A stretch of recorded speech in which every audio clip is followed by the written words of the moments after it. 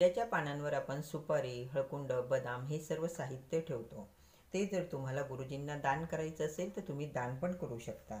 बाप्पांसाठी आपण सजावट करतो किंवा डेकोरेशन करतो. ही सजावट किंवा डेकोरेशन बाप्पांना विसर्जन करून आल्यावर लगेच काढायचं नाही, तर हे दुसऱ्या दिवशी काढायचं आहे. तांदळाची रास असते, तांदूळ आपण ठेवत असतो, तर हे तांदूळ तुम्ही धान्यामध्ये टाका. तसंच त्यातले थोडेसे तांदूळ पक्ष्यांना पण खाऊ घाला. कलशातलं पाणी तुम्ही झाडांना टाकू शकता. कलशातली सुपारी आणि नाणं, सुपारी ओली झालेली असते ती वाळवून तुम्ही नंतर वापरू शकता. कलशातलं नाणं तिजोरीत ठेवायचं. बाप्पांना आपण जानवं घालतो ते जानवं सुद्धा विसर्जित करायचं आहे. सर्व झाल्यानंतर हात जोडायचे आणि बाप्पांकडे प्रार्थना करायची. व्हिडिओ आवडला तर लाईक करा, शेअर करा, आठवणीने चॅनल सबस्क्राईब करा. धन्यवाद. गणपती बाप्पा मोरया. मंगलमूर्ती.